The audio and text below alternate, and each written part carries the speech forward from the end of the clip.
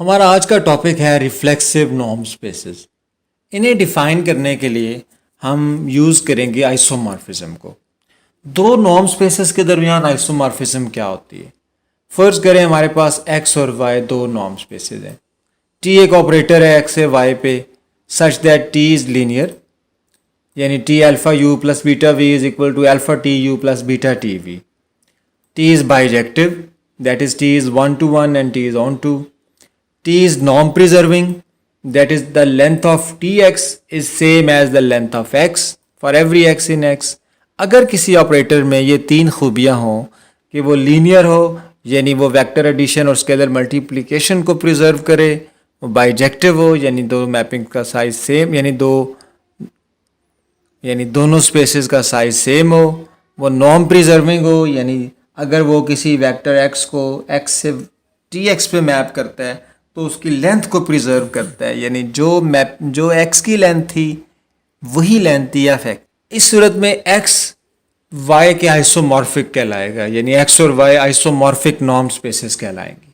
अब हम तीन नॉर्म स्पेसेस कंसिडर करने जा रहे हैं। Number 1, any norm space x। Start with any norm space x। x is any arbitrary norm space.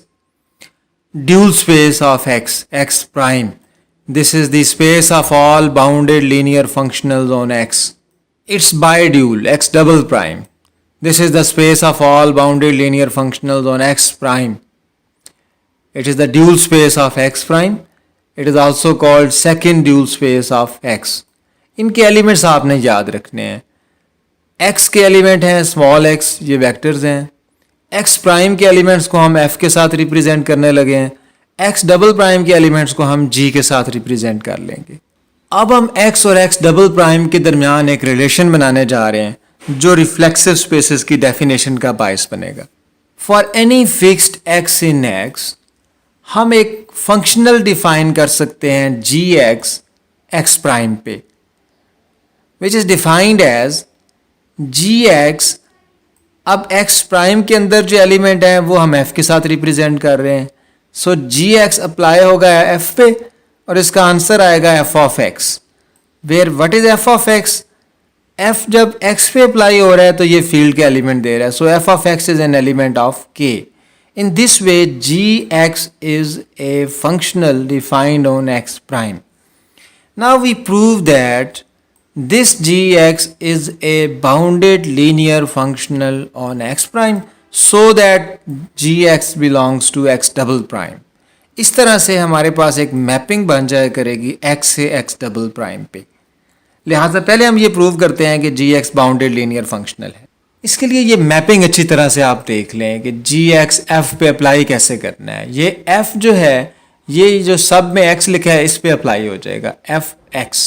Now we prove that gx is linear। Linear के लिए आप दो वेक्टर ले लें f1 f2, दो स्केलर ले लें अल्फ़ा बीटा। आप gx अप्लाई करें alpha f1 plus beta f2 पे, तो अब ये gx किस तरह अप्लाई होगा? ये बन जाएगा alpha f1 plus beta f2 on x। अब ये दोनों मैपिंग अलग अलग x पे अप्लाई हो जाएंगी, alpha f1x plus beta f2x। Alpha scalar side पे हो जाएगा alpha f1x plus beta f2x। Now what is f1x? f1x is actually gx f1, f2x is actually gx f2, so g of x is linear। now we prove gx is bounded। gx f का आप mod लें, gx f पे apply करें तो ये f of x बन जाएगा। f क्योंकि बाउंडेड लीनियर फंक्शनल है, so f of x mod is less equal to length of f into length of x। अब ये x आपके पास क्योंकि फिक्स है, लिहाजा x की जो लेंथ है ये कांस्टेंट है। सपोज ये c के बराबर है, so this is equal to c f norm. So gx f mod is less equal to c f norm. This shows that gx is bounded because this is definition of bounded linear functional। now because gx is bounded linear functional, so gx belongs to x double prime, where x double prime is the space of all bounded linear functionals on x prime। we see that the length of gx is same as the length of x। gx की length है supremum of gx f over length of f, where gx f is equal to fx, so this is f of x over length of f। Hahn Banach theorem के corollary के मुताबिक this is equal to the length of X, so length of G X is equal to the length of X. लिहाजा अब आपने देख लिया कि हर x के करस्पॉन्डिंग x डबल प्राइम में एक एलिमेंट पड़ा हुआ है।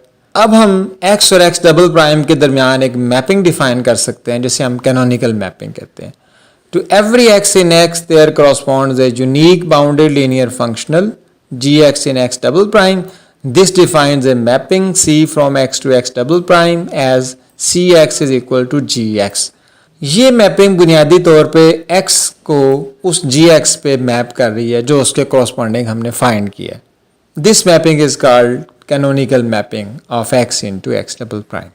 We prove that this mapping C is linear, injective and it preserves the norm. आप अगर गौर करें आइसोमॉर्फिज्म में से एक ही चीज़ रह गई है, ऑन टू नहीं है। लिहाजा इसे हम x डबल प्राइम के बजाय अगर रेंज ऑफ c पे मैप करें तो ये ऑन टू हो जाएगी, क्योंकि रेंज ऑफ c में आते ही वही एलिमेंट है जिसका प्री इमेज पड़ा हो। तो हमारा थ्योरम ये बन जाएगा, the canonical mapping c from x to range of c where range of c is subset of x double prime is an isomorphism. इसे प्रूव करने के लिए ये मैपिंग याद रखें कि C x पे अप्लाई होगा तो Cx will be Gx where Gx is an element of x double prime. Now we prove that C is linear. Linear prove करने के लिए आप इसकी डोमेन में से x और y दो वेक्टर लें, दो आर्बिट्रेरी स्केलर लें, alpha x plus beta y एक लीनियर कम्बिनेशन बन जाएगा। अब आप C को इस पे अप्लाई करें। C इस पे किस तरह अप्लाई होगा, C of alpha x plus beta y is equal to G sub alpha x plus beta y। ये x डबल प्राइम के एलिमेंट है, सो ये x प्राइम के एलिमेंट पे अप्लाई होगा। इसे आप f पे अप्लाई कर दें। अब G f पे कैसे अप्लाई होगा, this is equal to f alpha x plus beta y। Now because f is linear, this is equal to alpha f of x plus beta f of y। Now what is f of x? F of x is actually gxf. Similarly f of y is equal to gyf. अब आप f को बाहर common ले लें तो ये alpha gx plus beta gy of f. So what is gx? Gx is actually c of x and gy is actually c of y. So C alpha x plus beta y of f is equal to alpha cx plus beta cy of f, and because f is arbitrary and if two functions have same values for every f, it means that both the functions are equal. So C is linear because C alpha x plus beta y is equal to alpha cx plus beta cy. Now we prove that C is isometric. For this it is sufficient to prove that the length of Cx is equal to the length of x. अब C of x is equal to G of. Now we have C of x is equal to Gx, and we already proved that the length of Gx is same as the length of x, so that the length of C of x is same as the length of x, and then C is norm-preserving. A norm-preserving mapping is also an isometric mapping. Now C is 1-1 mapping. 1-1 mapping prove करने के लिए आप domain में से दो element x और y ले लेंगे। आप पुट कर देंगे Cx is equal to Cy, और अगर आप ये प्रूव कर दें कि x equal to y तो इसका मतलब ये होगा कि C is 1-1 mapping. Now if Cx equal to Cy then Cx minus Cy is equal to 0. ये Cy इधर आके माइनस हो जाएगा। C लीनियर है तो आप C को आउटसाइड ले लें। C of x minus y is equal to 0, and if a vector is 0 then its length is also 0, because length of a vector is 0 if and only if it is 0 vector. So the length of Cx minus y is also 0. And what is C of x minus y? This is G sub x minus y, and we know that the length of Gx is equal to the length of x, so that the length of Gx minus y is equal to the length of x minus y, and x minus y length is equal to 0 if and only if x minus y is equal to 0, and x minus y equal to 0 implies x equal to y. लिहाजा हम ये prove कर चुके हैं कि canonical mapping is linear, injective and also it preserves the norm. Now this is the motivation behind reflexive norms. because C from X to R of C, where R of C is subset of X double prime, is an isomorphism. Hence, X is isometrically isomorphic to a subspace of X double prime.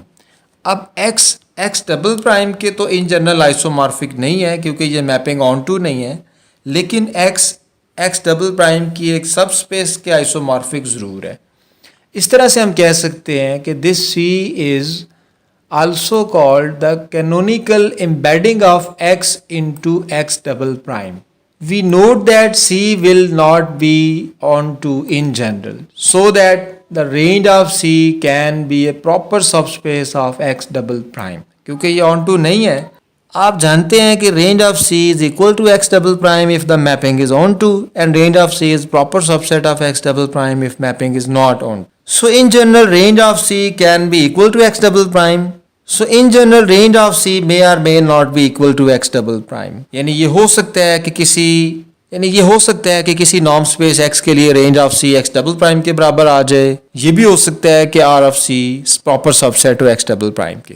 Now this is very special case कि भाई अगर आप canonical mapping की range find करें और वो X double prime के बराबर आ जाए, because in that case X will also be isomorphic to X double prime. Now this is sufficient to Now this is important enough to define.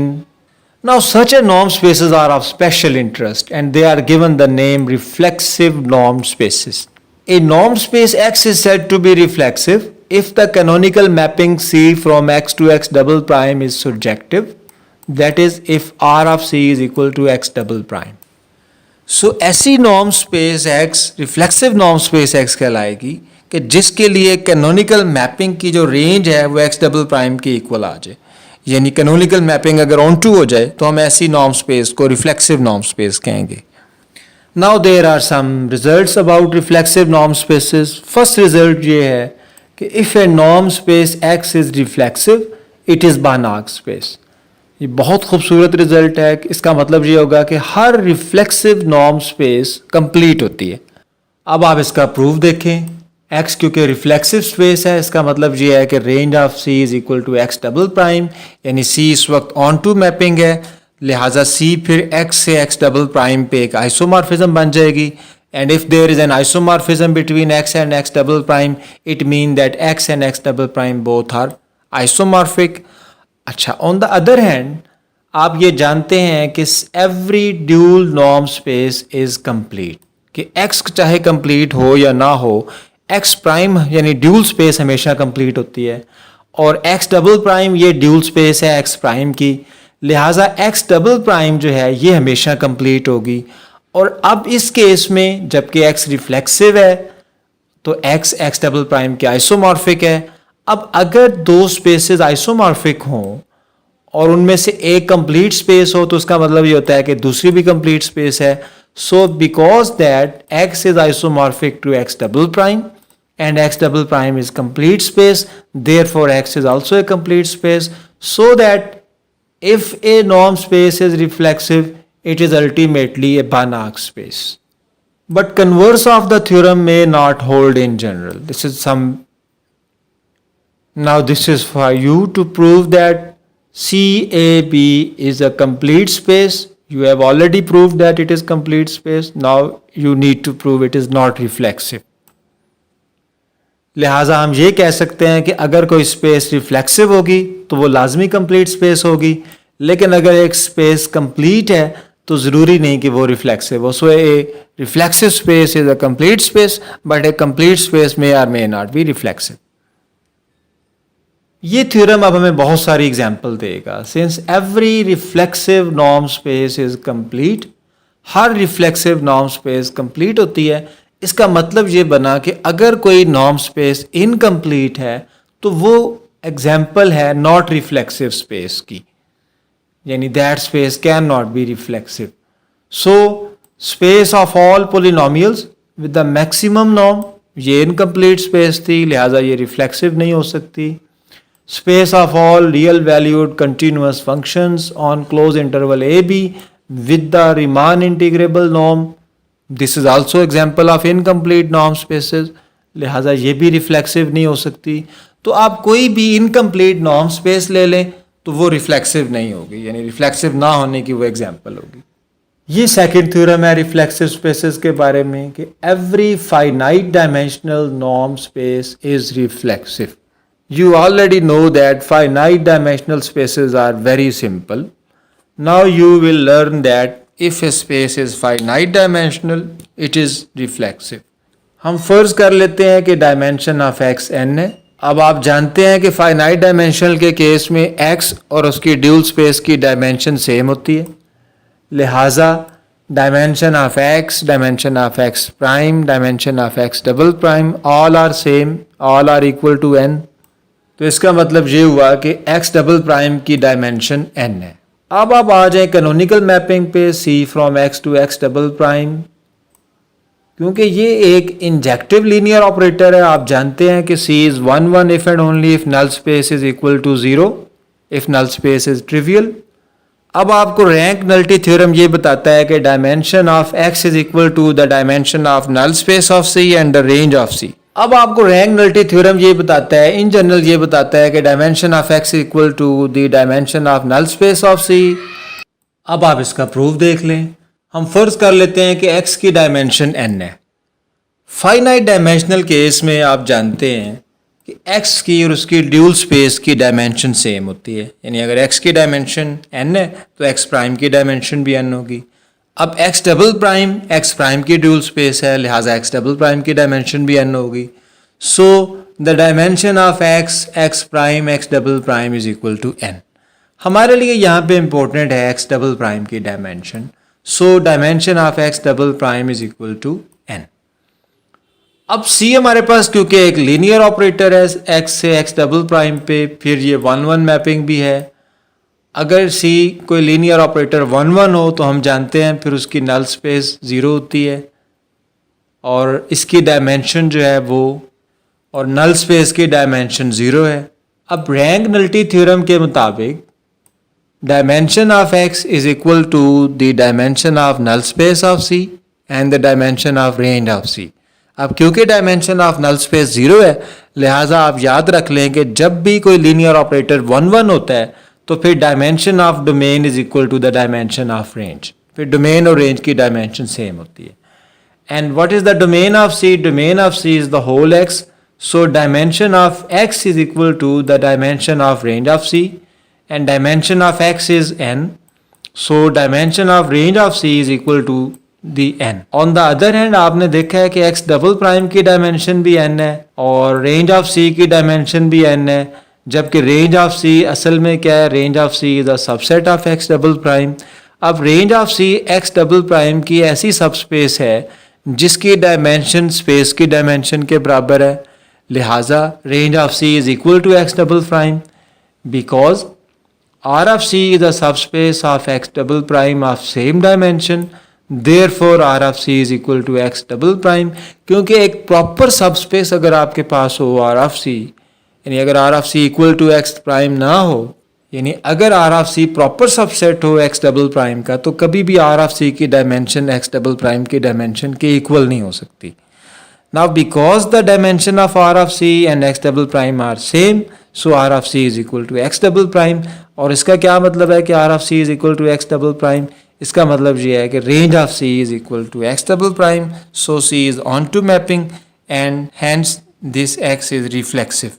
So every finite dimensional norm space is reflexive। अब इस result की वजह से हमें बहुत सारी example मिल जाएंगी। Since every finite dimensional norm space is reflexive, therefore R इसकी डायमेंशन 1 है, C over C इसकी डायमेंशन 1 है, R n डायमेंशनल स्पेस है, C n over C ये n डायमेंशनल स्पेसेस हैं। So all of these are finite dimensional spaces, hence these are reflexive spaces। Similarly, space of all nth degree polynomials including 0, this is also a finite dimensional space and its dimension is n plus 1, so all of these are reflexive spaces। So all finite dimensional spaces are reflexive spaces, but converse is not true। You can find some example of infinite dimensional spaces which are also reflexive। Now third result is every Hilbert space H is reflexive। This is very important theorem। Her Hilbert space reflexive होती है। Let's see from H to H double prime be the canonical mapping where H is the Hilbert space, H double prime is the second dual of H. Recall that a normed space is reflexive if C is onto. H reflexive आपने prove करना है। H reflexive कब होगी? जब ये mapping onto होगी। onto के लिए हम क्या प्रूव करेंगे? We will prove that for every G in H double prime there is an X in H such that Cx is equal to G. हम ये प्रूव करेंगे कि हर G के कॉरस्पॉन्डिंग आपके पास एक X एक्स अब हम ये प्रूव करेंगे कि H डबल प्राइम के हर एलिमेंट G के कॉरस्पॉन्डिंग आपको डोमेन में एक एलिमेंट X ऐसा मिल जाएगा कि C ऑफ X उस G पे मैप करेगा, so that C is onto and this space is reflexive space. ये हमें प्रूव करना है। अब हम यूज़ करेंगे रीज थ्योरम। रीज थ्योरम ये कहता है कि हिल्बर्ट स्पेस के हर बाउंडेड लीनियर फंक्शनल के करस्पॉन्डिंग आपको हिल्बर्ट स्पेस में एक एलिमेंट ऐसा मिल जाएगा such that value of f at x is same as the inner product of x with that z for every x in x। इसका मतलब ये है कि हर f के करस्पॉन्डिंग आपको एक एलिमेंट z ऐसा मिल जाएगा जो वही वैल्यू देगा जो f वैल्यू दे रहा है आपको। मजीद ये कि f की लेंथ और z की लेंथ भी सेम होती। इस तरह से आप h और h डबल प्राइम के दरमियान एक ऐसी मैपिंग आप डिफाइन कर सकते हैं।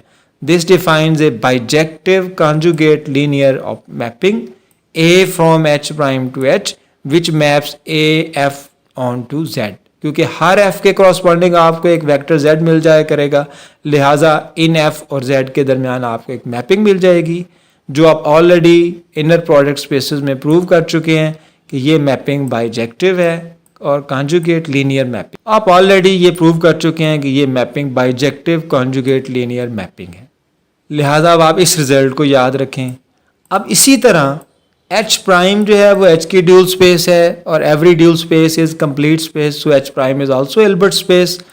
H प्राइम पे आप इस A की मदद से इनर प्रोडक्ट डिफाइन कर सकते हैं। अगर आप इसके दो आर्बिट्रेरी एलिमेंट H प्राइम के अंदर अगर आप F1 F2 लेते हैं तो F1 F2 inner product is equal to AF2 into AF1। ये आप याद रखें, इसे इनर प्रोडक्ट प्रूव करने के लिए इसे हम AF2 AF1 लेते हैं। अब ये आपके लिए बड़ी आसान एक्सरसाइज है कि आप इसे प्रूव करें कि ये इनर प्रोडक्ट की प्रॉपर्टीज को सेटिस्फाई कर। So H prime is a inner product space with this inner product. अब आप रीज थ्योरम लगाएं H डबल प्राइम पे, because H double prime is dual space of H prime, so for every bounded linear functional G there is an element, so for every bounded linear functional G in H double prime using Rees representation theorem there is an element F naught in H prime such that G of F is equal to the inner product of F with F naught। और inner product की definition के मुताबिक F naught is equal to A F naught into AF। Recall that F of X जब आपने पहले रीज theorem लगाया था तो हमारे पास XZ इनर प्रोडक्ट के बराबर था, जबकि Z is equal to A of F. Also we write A of F naught is equal to X. We thus have from G of F is equal to F naught. ये inner product हमें A F naught inner product A F देगा। अब A F naught को आपने X फर्ज कर लिया है और A F हमारे पास Z के इक्वल है और X Z क्या है हमारे पास, ये F of X है। F of X को आप जानते हैं हम G X F लिख सकते हैं और G X F को आप जानते हैं हम C X लिख सकते हैं। F of X को आप जानते हैं आप G X F लिख सकते हैं। सो G F is equal to G X F F because F is arbitrary, we can eliminate F on both sides. So G is equal to G X and what is G X? G X को आप C X लिखते हैं। C इस तरह की mapping है जो X को G X पे मैप करती है। So G is equal to C X which shows that, ये साबित करती है कि आपने एक आर्बिट्रेरी G लिया था तो उसके कॉरस्पॉन्डिंग आपको एक एलिमेंट X ऐसा मिल गया है कि C X is equal to G which shows that C is an onto mapping. और अगर C onto मैपिंग है तो इसका मतलब ये है कि हिल्बर्ट स्पेस आपके पास रिफ्लेक्सिव स्पेस है। फिर से आप रिकॉल कर लें कि अगर आपने हिल्बर्ट स्पेस को रिफ्लेक्सिव प्रूव करना है तो आपको 2 मरतबा रीज रिप्रेजेंटेशन थ्योरम लगाना पड़ेगा। एक मरतबा आप इसको H पे लगाएंगे, एक मरतबा आप उसको H प्राइम पे लगाएंगे। अब इस थ्योरम की मदद से आपको और बहुत सारी एग्जांपल मिल गई हैं। अब जो भी हिल्बर्ट स्पेस होगी वो रिफ्लेक्सिव स्पेस होगी।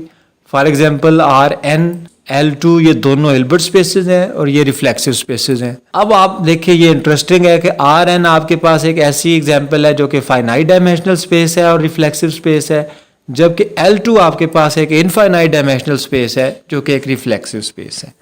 लिहाजा ये प्रूव करती है कि आपके पास इनफाइनाइट डायमेंशनल स्पेस भी रिफ्लेक्सिव हो सकती हैं। नेक्स्ट हमारे पास एक बहुत ज़बरदस्त रिजल्ट है। सम टाइम स्पेस के सेपरेबल होने ना होने से भी हम उसके रिफ्लेक्सिव होने का पता लगा सकते हैं। हमारे पास एक रिजल्ट है कि a separable norm space with a non separable dual space can not be a reflexive space.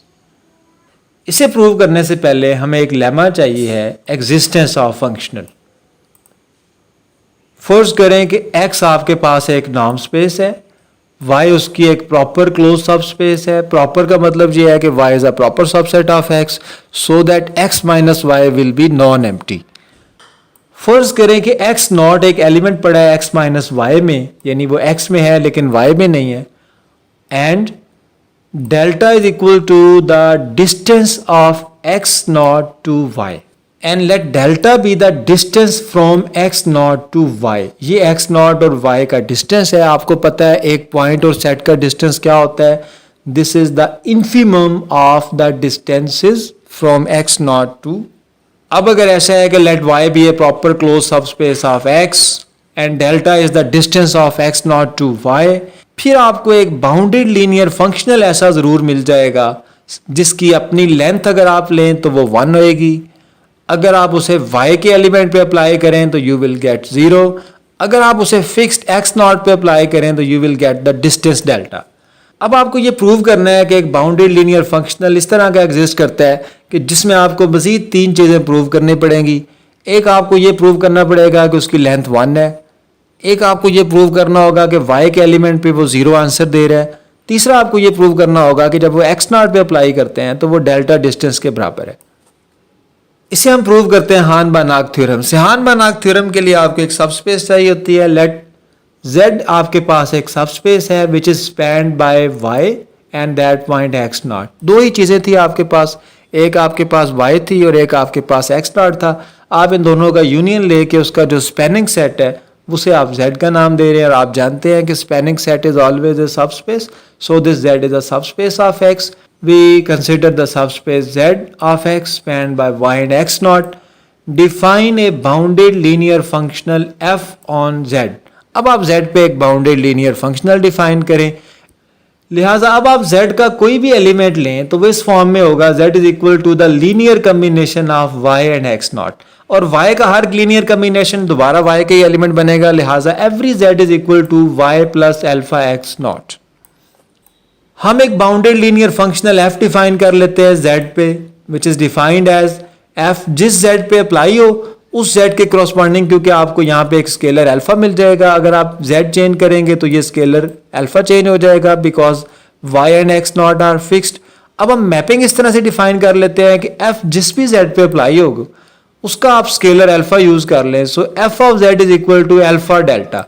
Delta यहाँ पे कांस्टेंट है, ये फिक्स्ड है, ये अल्फा चेंज होता रहेगा। अल्फा ऑफ z पे डिपेंड करता है। f of z1 is equal to alpha 1 delta, f of z2 is equal to alpha 2 delta. अब यहाँ पे आपके लिए एक बड़ी इजी एक्सरसाइज है कि आप ये आसानी से प्रूव कर लेंगे कि ये z जो है ये लीनियर है। अच्छा, अब जरा आप इस पे गौर करें, अगर आप अल्फा को 0 कर दें तो आपके पास राइट हैंड साइड 0 हो जाएगी और लेफ्ट हैंड साइड में आपके पास f ऑफ y रह जाएगा। So f of y is equal to 0। ये फर्स्ट कंडीशन है जो आपने प्रूव करनी थी कि f एक ऐसा बाउंडेड लीनियर फंक्शनल है जो अगर y पे अप्लाई हो तो आंसर हमें 0 देगा। लिहाजा एक बात ये हो गई। इसी में अगर आप y को 0 कर दें और अल्फा को 1 कर दें तो यहां आपके पास अल्फा 1 करने से ये डेल्टा बन जाएगा। आपको f ऑफ x नॉट मिल जाएगा डेल्टा। ये सेकंड कंडीशन थी जो आपने प्रूव करनी थी कि f of x not is equal to delta. लिहाजा इस f में 2 वो खूबियां जो आपने प्रूव करनी थी। Now we prove that f is bounded. अगर तो अल्फा 0 हो तो f ऑफ z क्योंकि 0 है, लिहाजा हम फर्ज कर लेते हैं कि अल्फा इज नॉट 0। अल्फा अगर 0 नहीं है तो आप 1 ओवर अल्फा भी ले सकते हैं and -1 over alpha y is scalar multiple of y, so is an element of y। अब आप देखें कि एफ ऑफ जेड क्या था आपके पास, alpha into delta. So F of Z mod is equal to alpha mod and the value of delta क्या था हमारे पास, वो एक्स नॉट से वाई का डिस्टेंस था। अब यहां पे आप y की वैल्यू पुट कर दें, -1 ओवर अल्फा वाई, यह आ जाएगा। आप इसका एलसीएम लेके अल्फा कैंसिल कर दें, you will get y plus delta, you will get y plus alpha x naught which is equal to z. So f of z mod is equal to the length of z. So f of z is less equal to the length of z. और अगर आप z length से divide कर दें, you will get f of z mod over z norm is less equal to 1, and if you take the supremum it gives f, and we know that f norm is equal to the supremum of f of z mod over z norm, and this is less equal to 1, which means that f is bounded and length of f is less equal to 1.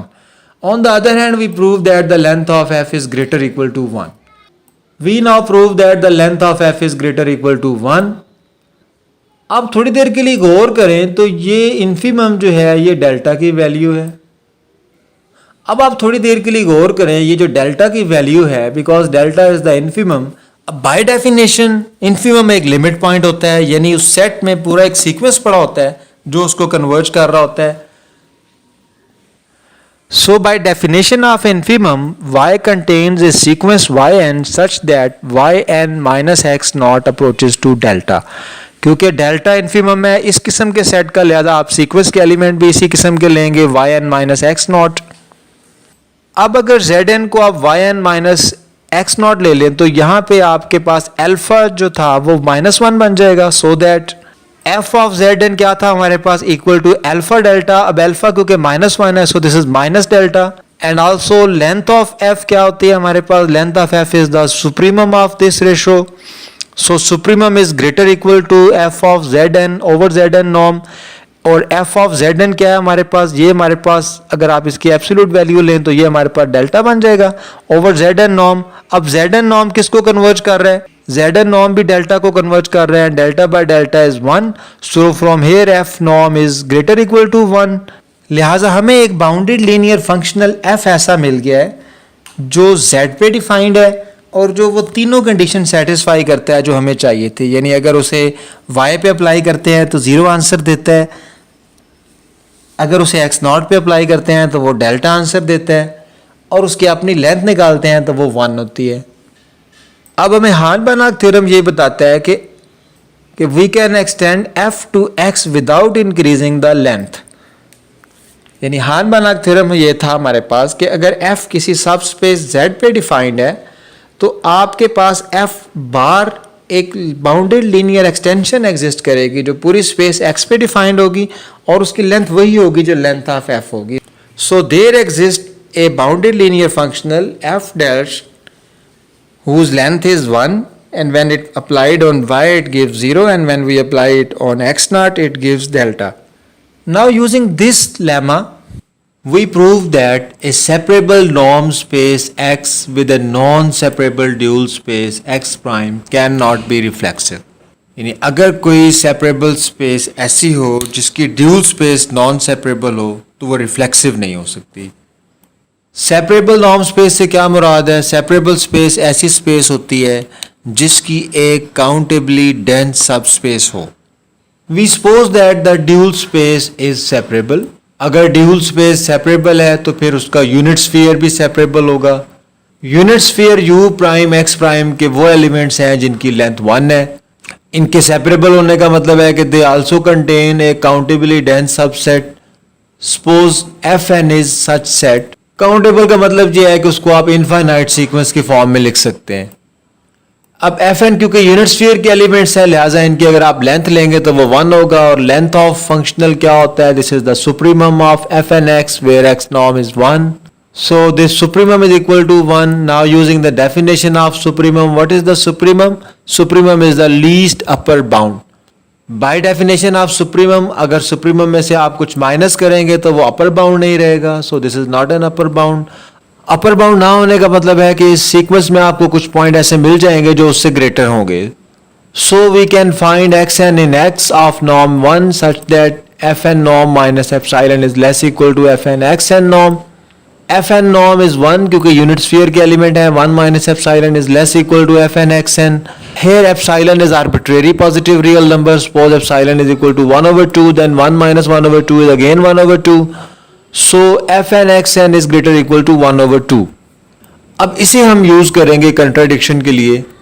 Let y is equal to the closure of the spanning set of xn. gxn वो sequence है जो हमें मिला था. Then y is separable. y क्यों separable है? क्योंकि ये xn इसका एक काउंटेबली डेंस सबसेट है जो कि y में डेंस है because its closure is equal to y. Then y is separable because y has a countable dense subset, namely the set of all linear combinations of xn's with the coefficients whose real and imaginary parts are rational numbers, so that they are countable. We prove that y is equal to x. Suppose y is not equal to x, then y is a proper subset of x. Also y is closed because it is closure of a closed set. Suppose that y is not equal to x, then y is proper subset of x. Also y is closed because it is closure of a set is closed. Now we use the lemma that if y is closed proper subset of x, then there exists a bounded linear functional f bar with three properties. Number 1, its length is 1. Number 2, जब आप y पे apply करेंगे it will be 0. Number 3, we prove that y is equal to x. Suppose y is not equal to x, then y is a proper subset of x. Also y is closed because it is closure of a set, and closure of a set is always a closed set. Then by using our lemma, there exists a bounded linear functional f bar with length 1 and f bar of y is 0 for all elements of y. Now since xn's are elements of y, therefore f bar xn is 0. Let's start with our inequality. 1 over 2 less equal to fn xn. We can write fn xn minus f bar xn because f bar xn is 0. We can subtract by 0. अब xn को आप common ले लें. fn minus f bar.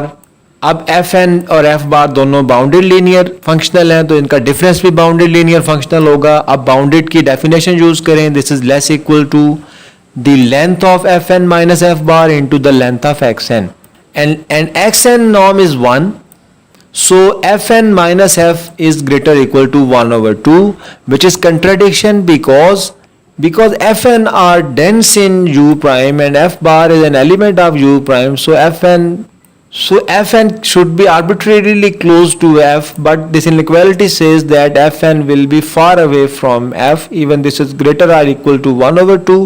This is contradiction to our supposition that y is not equal to x, so y is equal to x, and if y is equal to x, then x is a finite dimensional, which is contradiction again. This proves our result that a separable norm space with a non-separable dual x prime cannot be reflexive. In the end, we have some discussion. If x is reflexive, then x and x double prime are isomorphic under the canonical mapping. So the separability of x implies the separability of x double prime. यानी अगर x separable होगा तो x double prime भी separable होगा. Converse may not hold. In the end, we give an example.